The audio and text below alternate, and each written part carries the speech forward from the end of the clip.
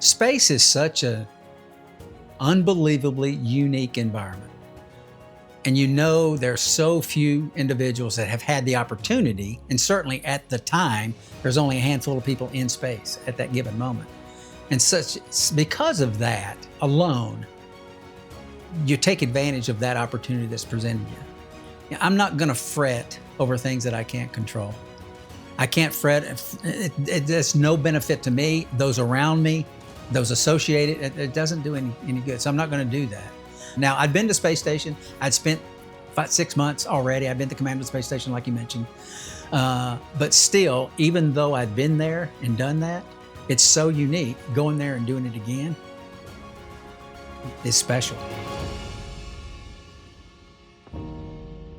Butch Wilmore, welcome to the Rutherford County GOP podcast. It's great to have you. Like I say, pleasure to be here in Rutherford County. I didn't grow up in Rutherford County, but I had a cousin live there, so we spent a lot of time there. Well, it's like coming home, right? Yeah, coming home, dude.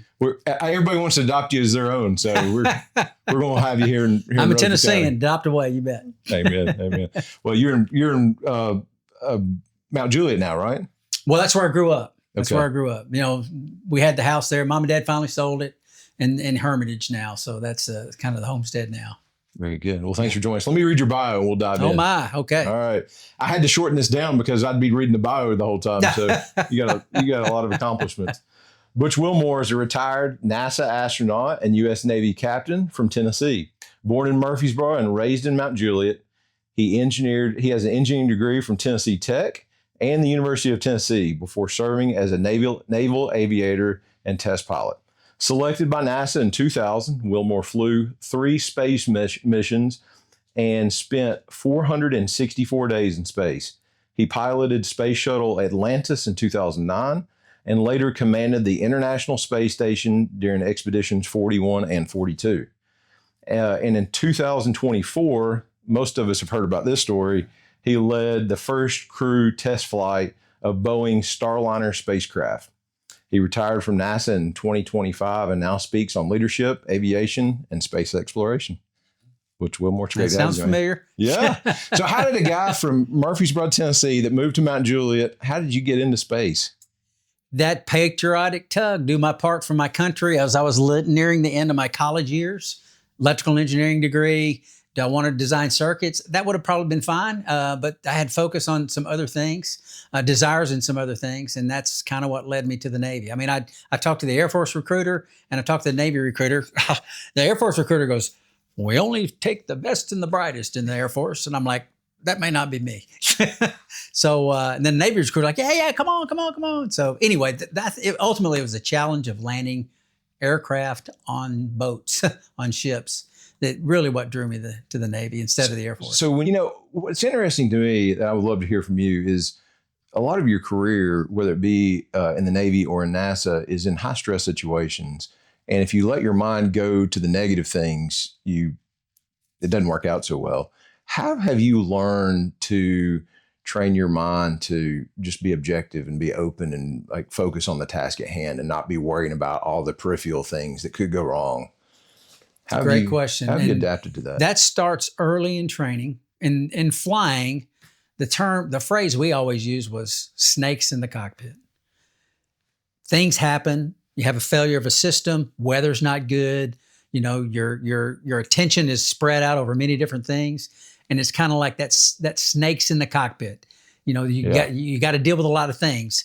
But the snakes are a detriment. And we're all faced with those, right? Right, exactly. You got to focus on what your task is at hand. And we always preach, aviate, then navigate, then communicate. You fly first. If you don't have capacity to navigate while you're flying, you fly until you're safe. And then you can navigate.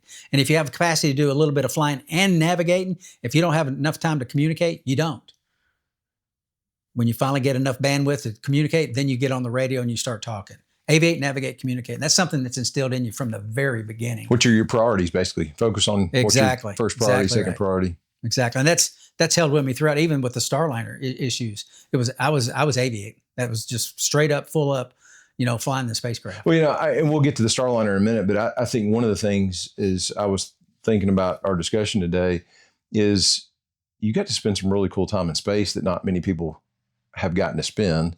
And so, in one hand, it's a great opportunity.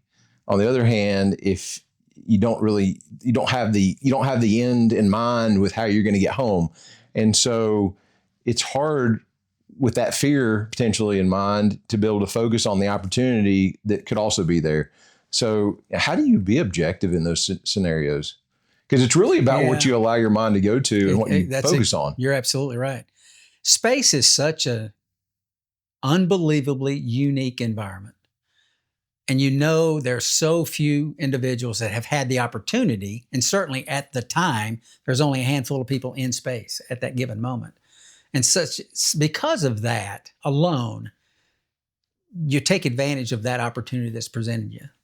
I'm not going to fret over things that I can't control. I can't fret. There's no benefit to me, those around me, those associated. It doesn't do any good. So I'm not going to do that. The situation was what it was. Some of the issues that caused me a little bit of frustration was learning some things that I didn't know beforehand about some of the why things happened, not just the what. I knew what happened, but why some of these things happen. But I can't change any of that. I can't alter any of that either. So we push that aside and enjoy the super unique environment you're in. Now, I'd been to space station. I'd spent 6 months already. I'd been to command of the space station, like you mentioned. But still, even though I'd been there and done that, it's so unique. Going there and doing it again is special the whole time. The view, unbelievable. See the creation of this planet that, Isaiah 45:18, God says he created to be inhabited, and looking down from above and seeing the brilliant colors and understanding. I could glance out over the period of time. You just glance out. I know where I'm over the globe just by a glance, because you get accustomed to that. I'd have never dreamed, growing up in Mount Juliet, Tennessee, feeding my chickens in the morning and getting the duck eggs and all that I'd be able to glance out the window and know I was over Tasmania, or I was over, the central red deserts of Australia, or I was over, the beautiful Tennessee Valley, God's country, just by a glance. Wow. That's so incredible. I never dreamed that. So it's so unique. I'm not going to fret over it. The situation being what it is, the environment itself, it's that spectacular. So, okay. So tell me the transition. You wrap up in the Navy and you have the opportunity to go to NASA. What does that look like? So that's not quite exactly right. Okay. So I'm in the Navy. I'm in the operational Navy. I did the test pilot training. I operated as a test pilot. And in the Navy, you do that for what we call it shore duty during that period of 3 to 4 years. Okay. And then you go back to the fleet, back to sea duty, back on board aircraft carriers. So I had done all of that. As a part of that, finishing the master's degrees, I've got the test pilot training. I got that check in the block. I've hit those wickets in that croquet game, right, so to speak, to where I'm actually eligible to apply to NASA.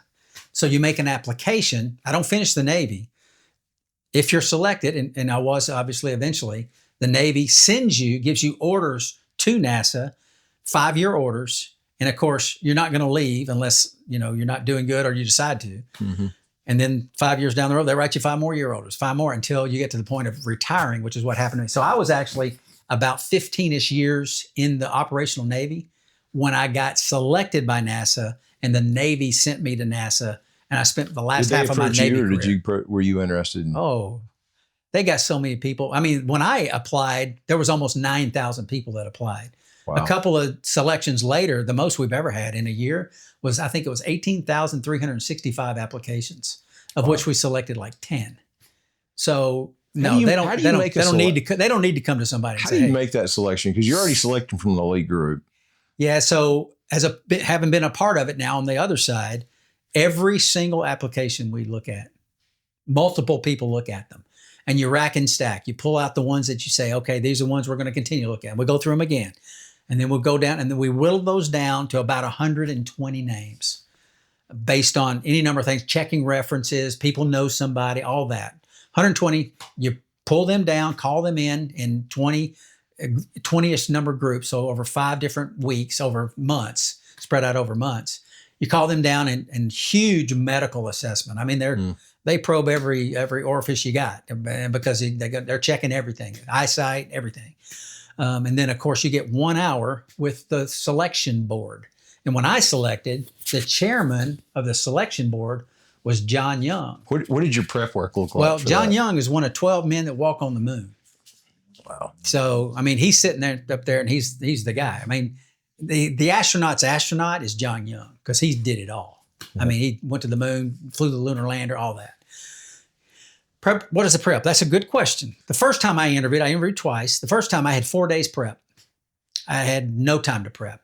And I thought I knew what I would have wanted to share because you get an hour with the board, you can say what you want. But while I was talking about myself like I am right now, I realized I had never done that. Never had I sat and I thought about, obviously, events of my life, but I'd never spoken them out loud. And as I'm with the board, I'm going and thinking, this is not easy. Wow, this is hard. Didn't get selected that time. Got the background check. I mean, they're still looking at me because those things aren't cheap. So they did that, but they didn't get selected. The next time I had 3 months notice. And I talked out loud about myself to my wife constantly for those 3 months. That was my preparation, just to get accustomed to talking about me, which that's not easy. Is that selling yourself? Is that what?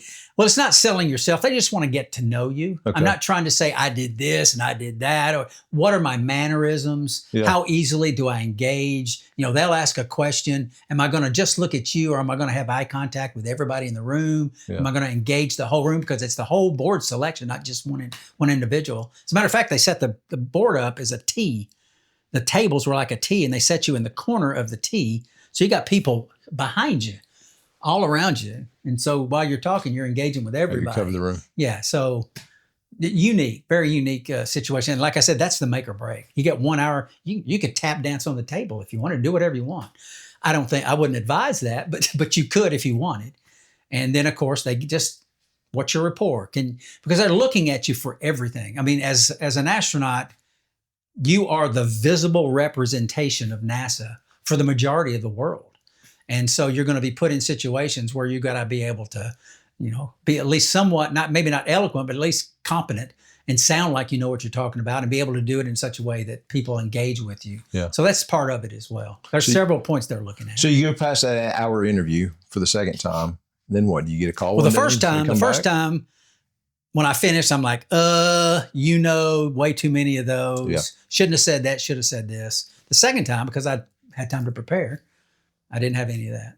And is that typical for folks to be able to come back for multiple interviews? Not necessarily, but it's just the way it worked out for me. It's the way it worked out for me.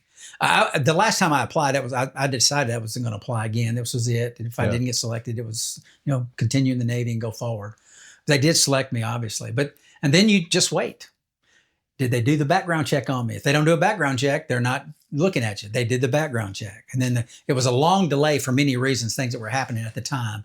But they finally, you know, the first time I was an instructor at Air Force Test Pilot School, and I came in from a flight with a student, and the duty officer said, "Hey, Butch," that's my Navy call sign, Butch, by the way. "Butch, Dwayne Ross from NASA called you." Dwayne Ross was the chief of the astronaut selection office. If he called you, you didn't get selected. Oh. And I'm like, oh, okay. If you're selected, the chief of the astronaut office calls you. At the time, it's Charlie Precourt. The second time I interviewed, 2 years later, same thing. I come in from a flight. I was back in the fleet by this point. I'm sorry, the other way around. I was in the fleet for the first one. The second time I'm at the Air Force Test Pilot School, and the guy and the dude officer, "Hey, Butch, Charlie Precourt called for you." I'm like, oh, okay.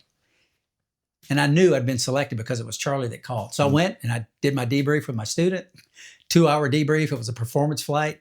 And then I called him back and he said, "Hey, what do you think about coming down to Houston and working with us?" That was probably the quickest debrief you've ever done. I'm like, no, I took the full debrief. You had to do it. Yeah. I mean, I knew it was Charlie Precourt. Yeah. And I knew that was a good sign. Yeah. So I did the full debrief, and I couldn't short the kid, the student, the guy that was, you know, busting his tail going through test pilot. So what was that call like?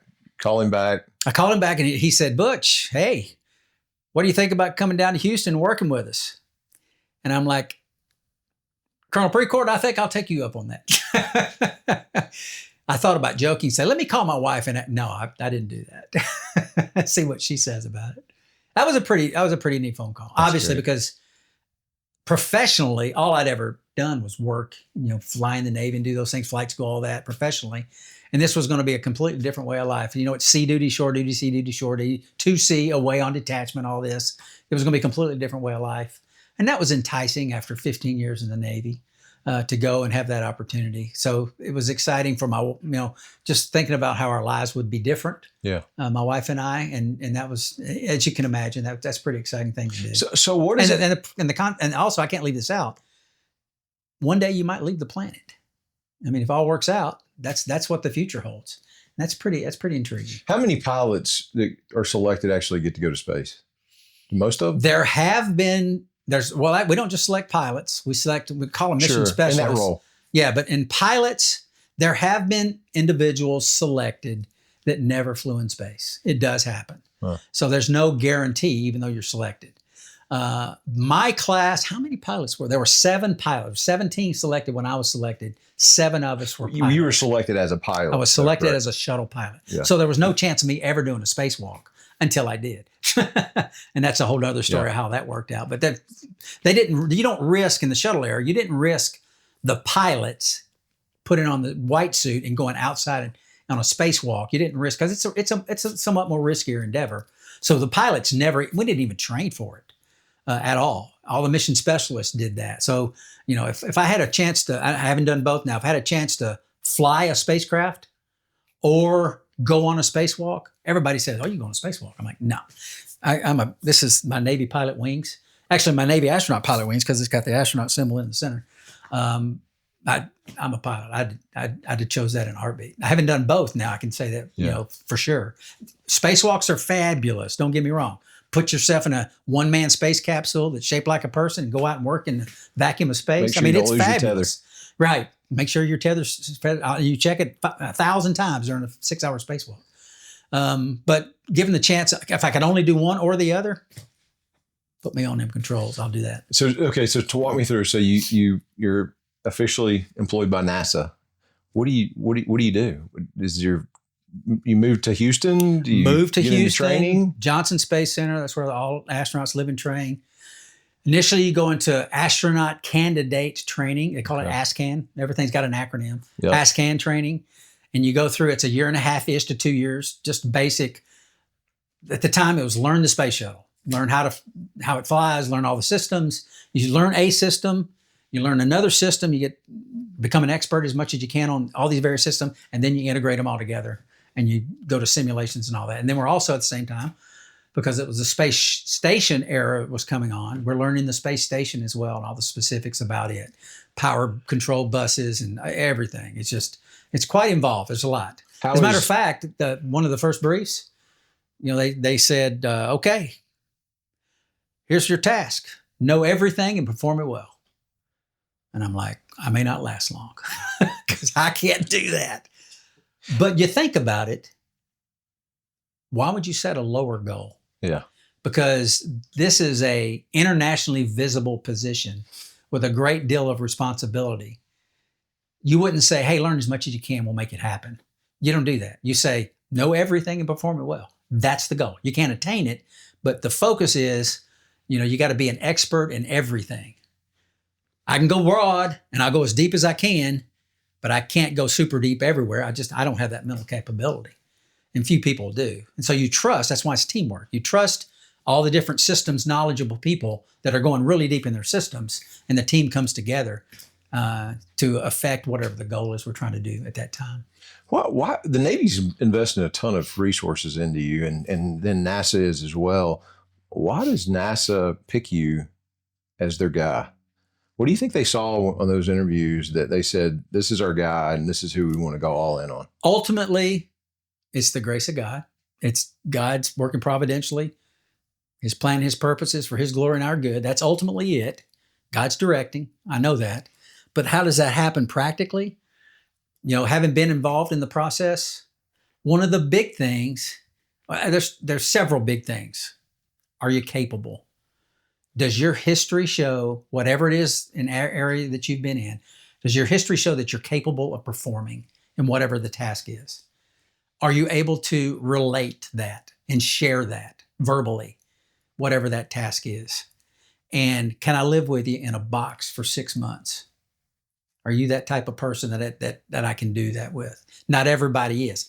Not that that's necessarily bad. we're all wired different with different capabilities and different talents. But in this specific job, you've got to be able to perform, you got to be able to articulate, and you got to be able to live with other people. And that's really what it boils down to. And you're using references, interactions, people that know you, all of that to ultimately make those decisions. Okay, so and it's not perfect. Obviously, there's no system that's perfect, and this one's not either. That's why, like I said earlier, sometimes there's been some that have been selected that have not flown. That's just the reality of it. Yeah.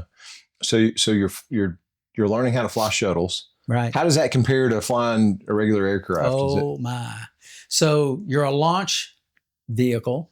You're an orbiter. Yeah, you're not in starting space. Wheels down and up. You're vertical. You're actually flying it in the atmosphere as well when you're coming back. It's the most complicated vehicle of any type ever designed and built. The space shuttle is four primary multiple redundant computers and a backup computer, multiple systems, auxiliary power units, hydraulic systems, because you got to fly in the atmosphere, you got to move those air surfaces, and the aerodynamics of how that does. It's a lifting body technology. All those videos you've saw from the 50s and 60s, and some of them hit the ground and tumble, and all those lifting body tests is all gone into the technology of the space shuttle. And it's the most complicated spacecraft ever designed and built. And to know it and understand it and operate it the way we did, it takes the Army, it takes the team to do it all. But as the people sitting up in the front seat specifically, you got to know it all. I mean, there's switches. I was a pilot. I never commanded because the space shuttle era ended. No one in my class had that opportunity. But as a pilot, there's some switches on my side of the cockpit. If I hit them in the wrong place at the wrong time, the whole day's over for everybody. And that's, so again, great deal of responsibility in those roles. But again, they're selecting you because, especially as a pilot, because of a lot of what your shown competence is over your career of flying.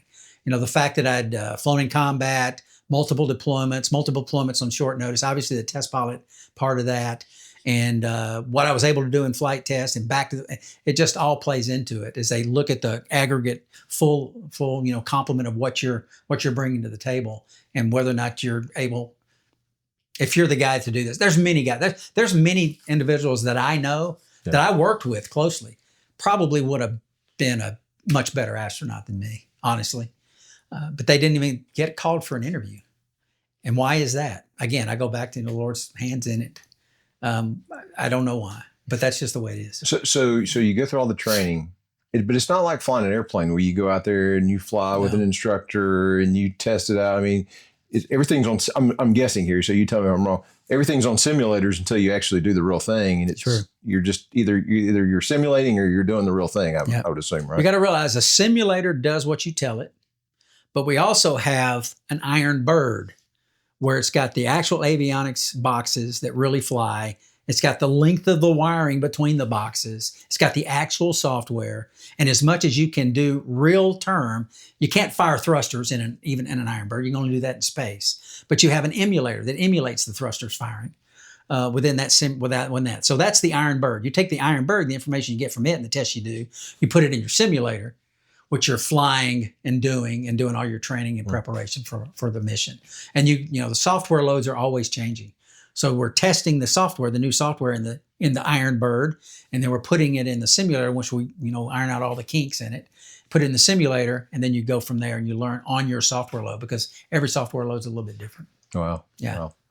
So how long do you go from training to actually being able to sit in the pilot seat? 2.5 years of training for the mission. It all has the flow of timing, right? I mean, right after we finished, the Columbia tragedy happened. We flew no shuttles at all for a year. How was that discussion with your family after Columbia?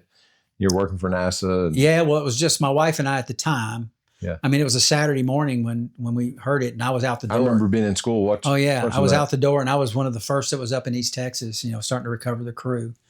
That was a very somber, obviously, day, and the whole period, the months that followed that.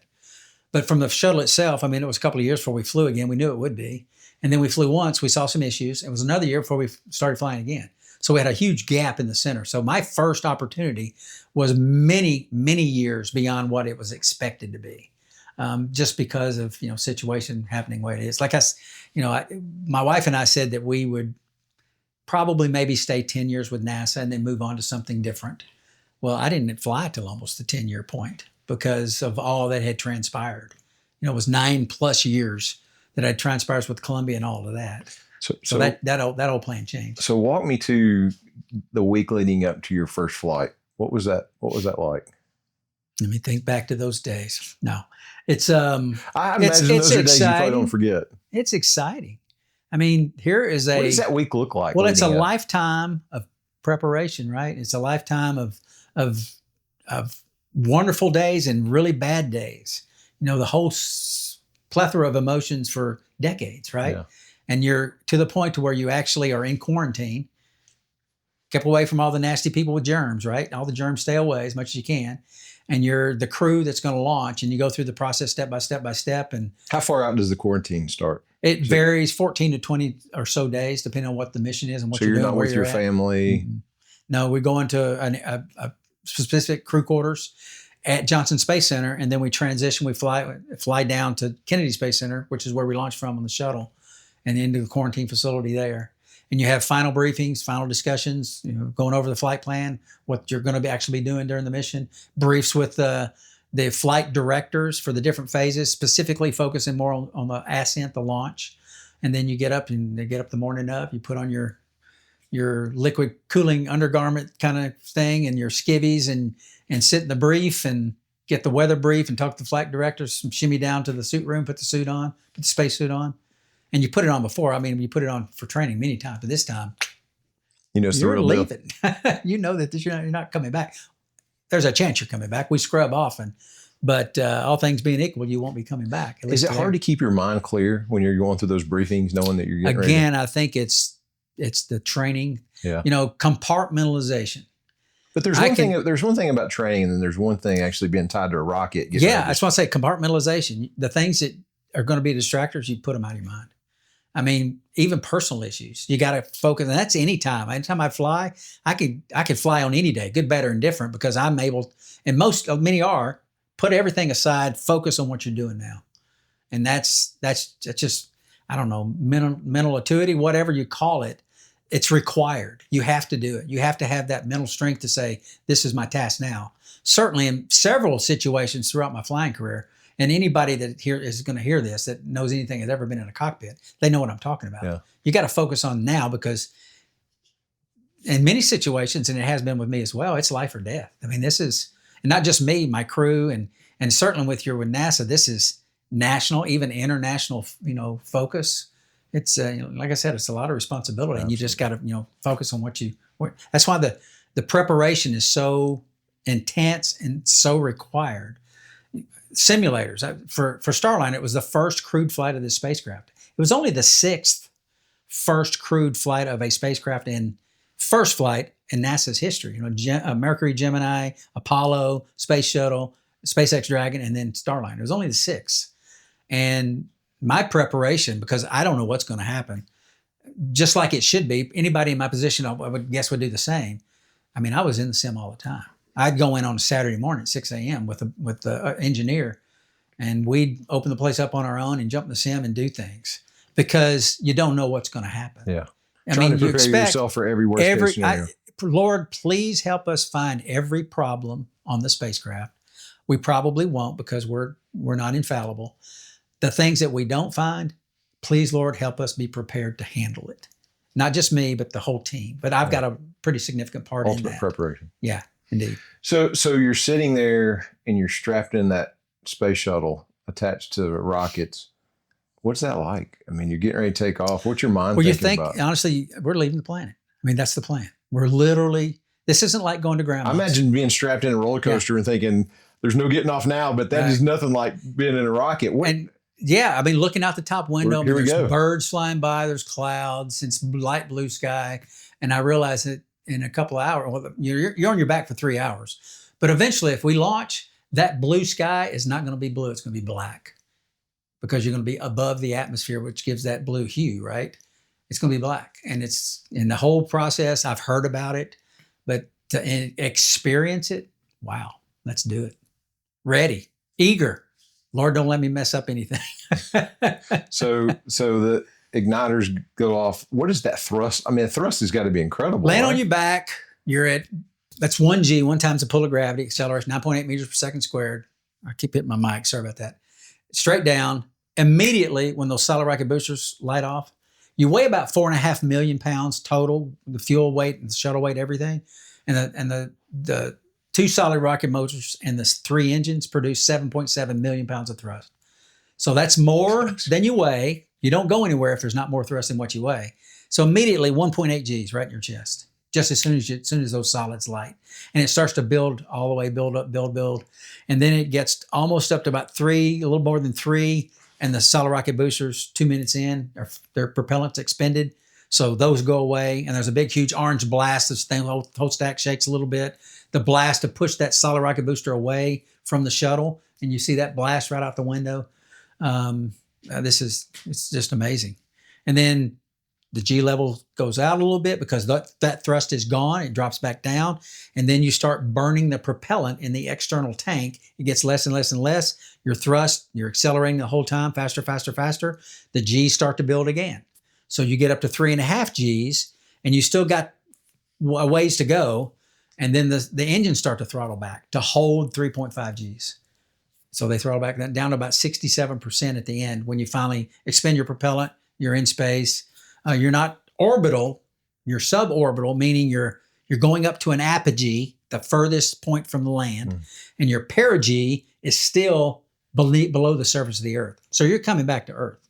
So you've got to, when you get to apogee, you do another burn to raise your perigee so you stay in orbit around the planet.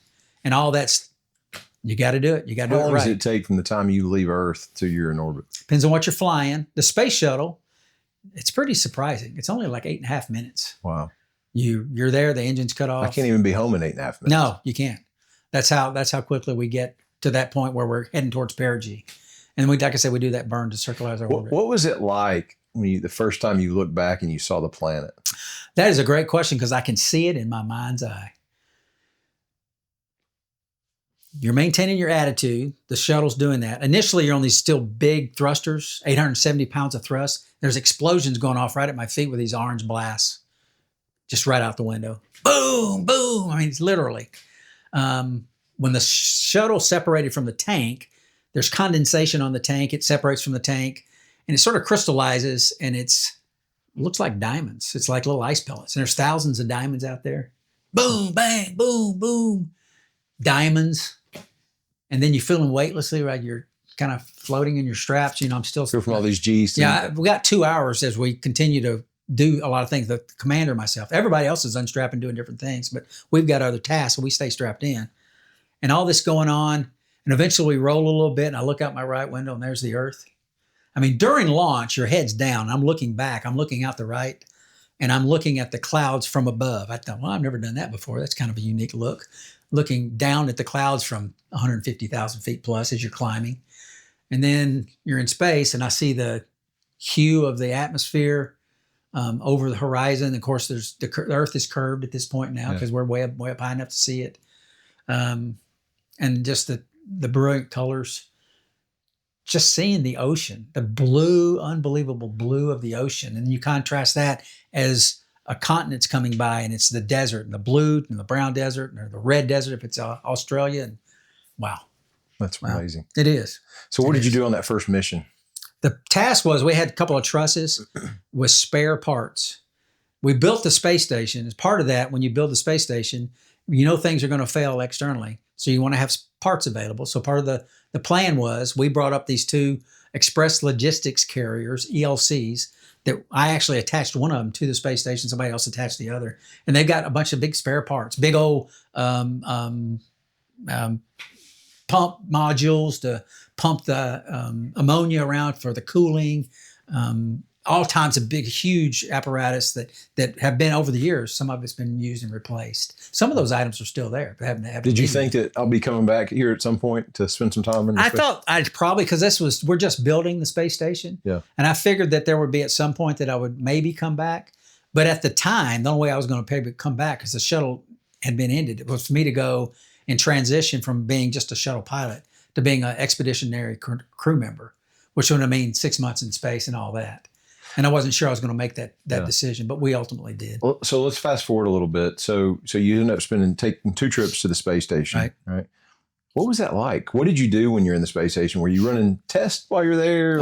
Everything. What do you do? Yeah, you ever had something in your toilet that needs parts replaced? Yeah, happens on the space station too. Everything. You got to replace parts, everything. Things fail. We got spare parts inside the space station too.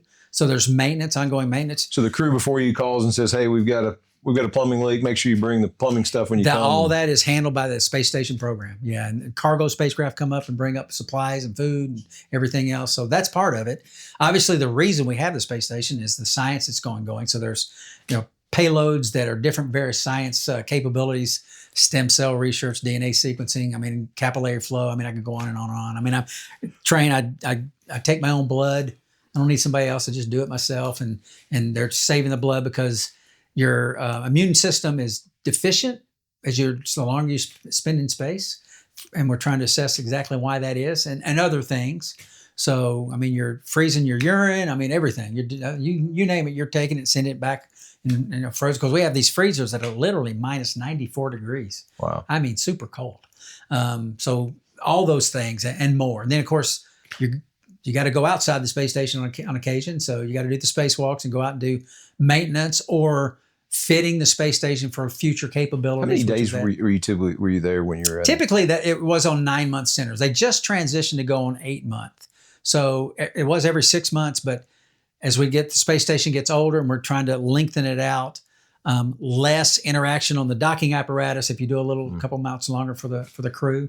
And so we're working on that right now. I think that they're about 8 months right now. Is your 24-hour day, is it every hour you've got scheduled? Everything. Was that sleep, an adjustment? Pre-sleep, post-sleep, the day. You get used to it. You realize that's the task. You're there for a purpose. You're there for a reason. You want to fulfill the reason that the good Lord put you there and honor your masters, the people that you're working for. And, you're motivated. Yeah, to do a job and do it well. You're motivated to do it well. And there's a red line that kind of treks across the schedule and it hits the different events. And you hope that maybe you can stay up with the red line. And if I didn't care. Was it hard to go to sleep knowing that you've got to wake up? The Lord, I have a few superpowers. One of them is napping. I can sleep with the best of them. I can clean an ear of corn too. That's something else I can do. And that's about all I do well. I can do a lot of things, but really doing them well, napping and cleaning an ear of corn. That's about it. All right. So we're going to fast forward again. Sure. I feel like we could spend hours talking about all this. Yeah. Boeing comes up with this new craft, the Starliner, right? How did that, what did you hear about that? They called and said, "Hey, we've got just the right guy." Yeah, there you go. No, I mean, it's a process. I mean, you fly in space, you go to the bottom of the list. And then people fly in space, you work your way back up, and then you go back to the bottom of the list after you fly. Kind of hot potato, whoever gets left. So I'd gone to the bottom of the list. The time came not long after I got back where they're making the assignments for the first crewed Dragon, SpaceX, and the first Starliner. They're making those assignments. So they didn't assign me to the primary, but they did make me the backup because I had the test pilot background. And these were test flights. Sunny was a primary. She was on the second. Okay. The first one was 3 individuals on the very first launch because they were trying to get one of the new people on, in space. So they put 3 on the very first launch. The next launch was probably going to have 4, but they just assigned the pilot and the commander and the pilot. And Sunny was the commander of the second mission.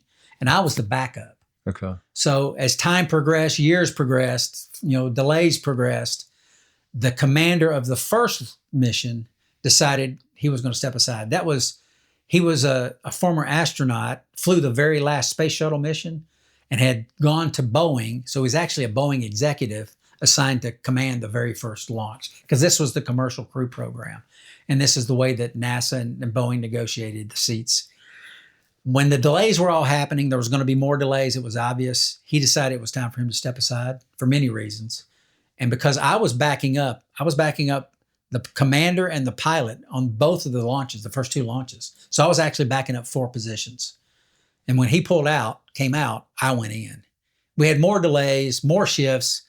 The original crew that was assigned never flew Starliner. The next crew that was assigned. What happened? Why do they? Well, just multiple delays. You move them over to the Dragon because some of them were younger, had never flown in space. You want to get them in space. And the Dragon's the SpaceX. Right, SpaceX. So there was the pilot on both the first mission, or that was actually the MS on the first mission, and the pilot on the second. They were new, had never flown in space. So when the delays happened, they eventually pulled them off.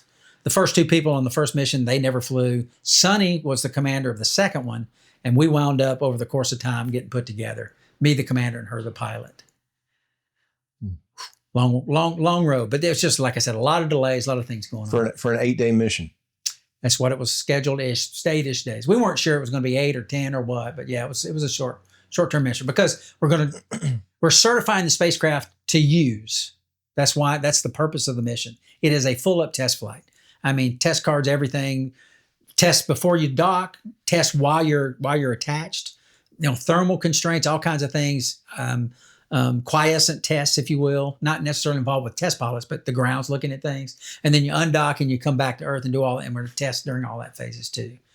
Of course, we never got to the last part because of what all transpired. Yeah. So I've heard you talk about this before. You take off and you start having malfunctions. You want to talk a little bit about that? Yeah. So the first day was great. I mean, we were doing all these tests and everything worked out great. The spacecraft was very maneuverable. We did multiple manual control tests. That's one of the great things about this spacecraft is its manual control capability. And we were nailing everything that we're all our desires as we're certifying that it can do what it's designed to do. The next day, not the same.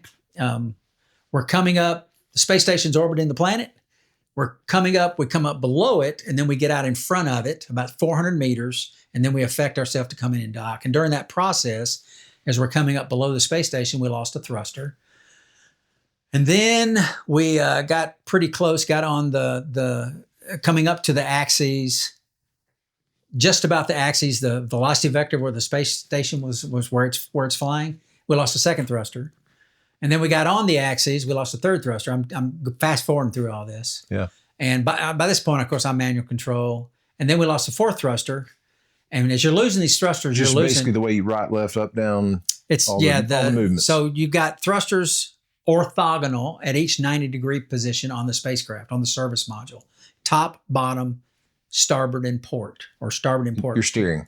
Right. So you've got 7 thrusters on each one of those locations. We call them dog houses because they stick out a little bit, and they point different directions. On each dog house, there are 2 thrusters that point aft. Okay. 2 of them. So there's 8 total. There's 4 dog houses, 2 on each dog house, 8 total pointing aft. So we got 8 aft firing thrusters. Every thruster we lost were aft firing thrusters. So we lost them in such a fashion that we lost the ability to fully control the spacecraft, which had never happened before. That's something that even in our multiple hours of preparation that we never assessed that we would lose the ability to lose 6 degrees of freedom control, 6 DOF control. And so as the failures are coming and the cascading, you got fault tolerance, means you got a level where you can lose something and still be able to affect whatever that is you're trying to do. So the first thruster we lost, we didn't lose fault tolerance. The second thruster, we went from dual fault tolerant to single fault tolerant. We can lose one more, and then we're 0 fault tolerant. We lost the third one, so we're 0 fault tolerant to maintaining full 6 degrees of freedom control, and that's pitch, roll, and yaw. That's attitude. And then you got translation, forward and aft, up and down, left and right, right? So that's, put them all together, that's 6 degrees of freedom. So we're 0 fault tolerant with the loss of 3. Then we lost the 4th aft firing thruster. Now we've lost the ability to control one of our axes, and which dramatically affects your ability to pitch and yaw as well. And so that was the most challenging time. It was all challenging because we're losing, our thrust is degrading. The amount of thrust the thrusters are producing is degrading. And it degraded to the point to where it got below a threshold and the computer pulled those thrusters out, said, you're failed. And it did that to the first 4. And it was a challenging spacecraft to handle. I'll just put it like that. It was not intuitive. I'm using, orbital mechanics dictates how spacecraft fly in close proximity to each other. So you got the space station, you got us. This is the passive one. It's just going. And we're the active one. We're the one maneuvering to dock. And I'm thinking as I make my control inputs, how is this going to affect my control and my position and my attitude with respect to orbital mechanics based on where I'm at? And I'm trying to develop a process where I can put the minimal amount of inputs into the controls and still maintain my position and attitude. I had to keep looking at the space station. Because you had to connect. I mean, not just that. We have sensors that see the space station. Okay. Cameras, infrared sensors, radar. They're looking at the station, those various spectrums. And it's building a digital picture in the memory of the spacecraft, of our spacecraft. If I drop that lock, that mental memory goes away and I can't get it back. So I have to maintain the attitude, which is not easy in a spacecraft that doesn't have the really pristine capability to do that. Yeah. So I have to maintain an attitude and I have to maintain my position. I don't want to get too far too close. And that's not easy. So you finally connect to the Hang space. on a second. Okay. Now, then they say, oh, we need to send test signals to these jets these thrusters that are failed. We need you to not touch anything. So that's when I'm like,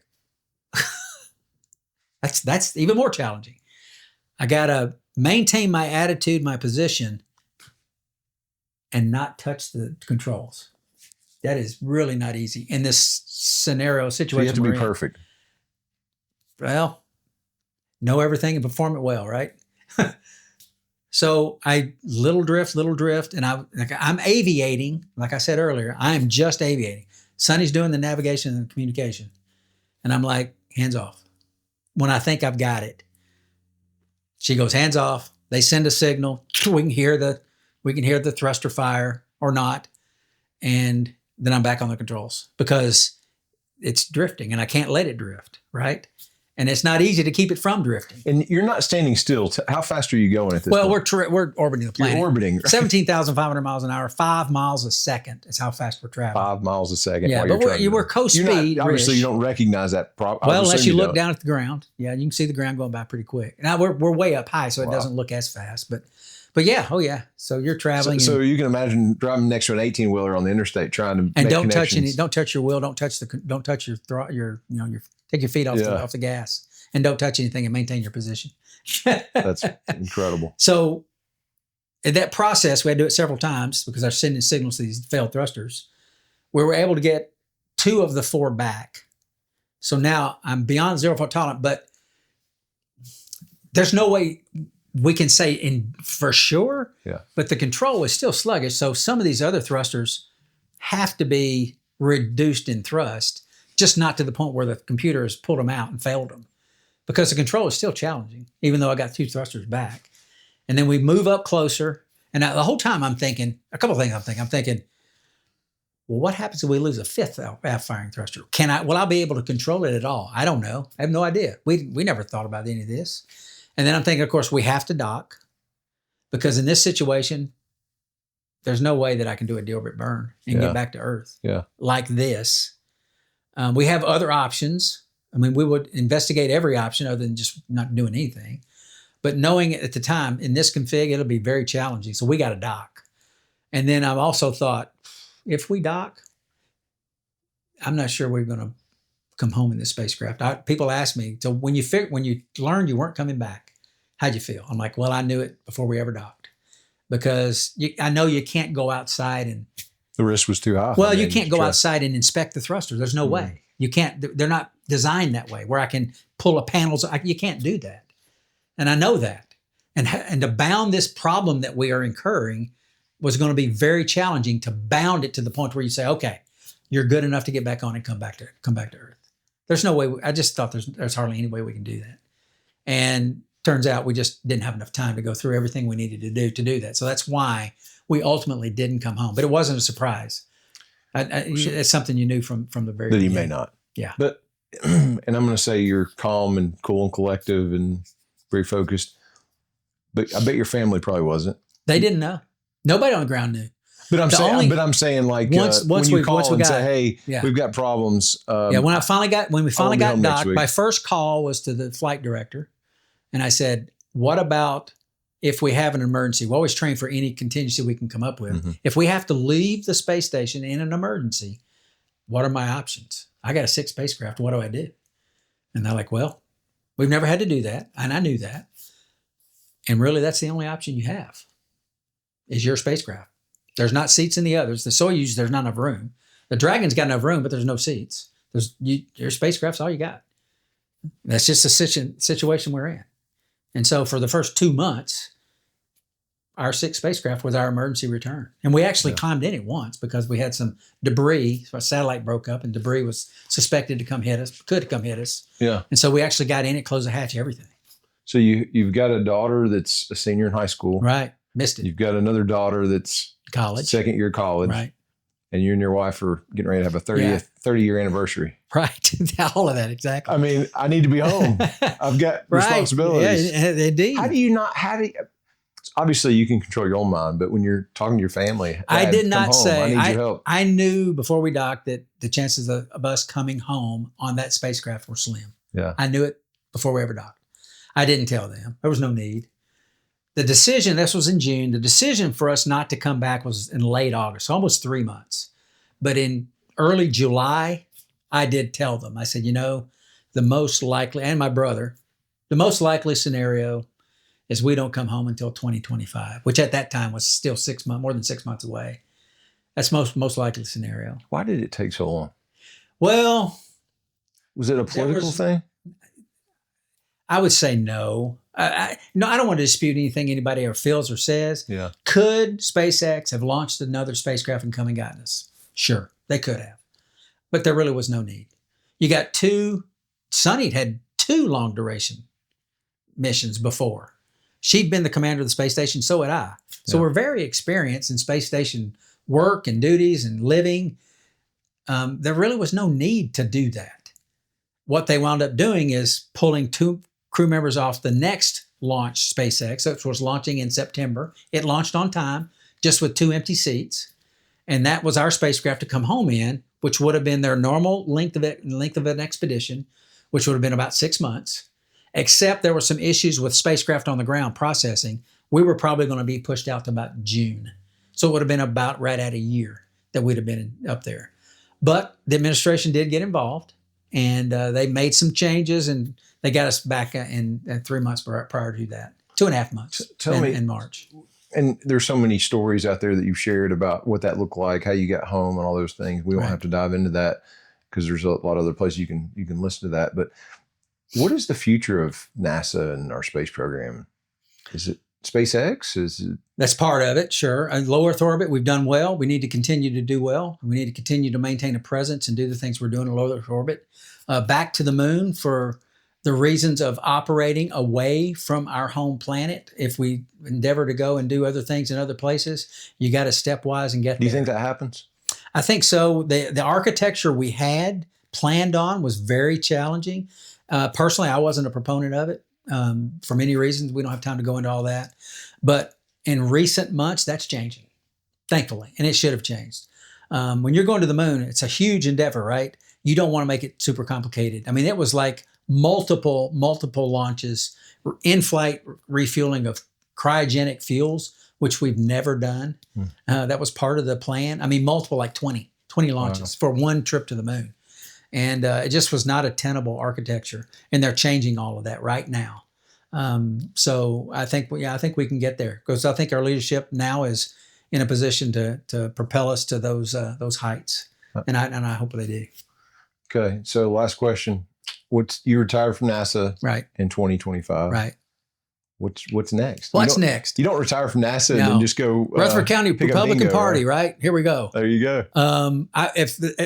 15 years ago plus, I started this thought about maybe serving my state. I've served my nation, but I've thought about serving this state that gave me such a wonderful foundation for life. The capabilities, what was here, my parents, of course, but school system. I'm state schools. I mean, local school in Mount Juliet, Tennessee Tech State School, University of Tennessee State School. I mean, I got master's degrees while I was serving outside the borders of the state. Yeah. I came to the state to do master's degrees. So I'm a Tennessean through and through, and I wanted to give back. And one of the things I'd always thought was a run for the position of the governor of the state, for many reasons, several reasons. Recently, I have explored that option. I'm not sure it's the right time though. Timing's everything. And the timing of me entering now is not optimal. It's out of my hands though. I mean, had we had an 8-day mission, there's a good chance you'd see me on the ballot, but that didn't happen. Yeah. And so we are where we are. So I have explored it. I think the word's gotten out that this is something I've explored, though I haven't put the word out. All I did was get the petition. You have to get some signatures. I just pulled it, but it's a matter of public record. And now I think that information's out there. I didn't pull it to run. I pulled it because I can't run if I don't. By pulling, I mean get the paperwork. Yeah. You just have less than a week now, right? Right, less than a week right now. So the decision is in process. I'm talking to a whole lot of people about those possibilities. And if now's not the time, then so be it. And that's okay. To put it in perspective, this time last year you were in space. That's true. So I don't think any other candidates were dealing with that same situation. That's exactly right. But I appreciate the opportunity to share that. So we'll see. If not this time, we'll see what might happen in the future. Well, Butch, it has been a real pleasure. Thank you so much for sharing these stories. It's awesome having you. In fact, I wish we had more time with you. I have so many more things I want to talk about. We'll do it again. To have you back and hear some more stories. And you sure have been a delight. Sounds great. Thanks for having us. Hey, if you like this content, make sure you like and subscribe. Leave us a message. We would love to hear from you. If you've got some ideas on future podcasts, we'd love to hear what those are. Thanks for joining us today.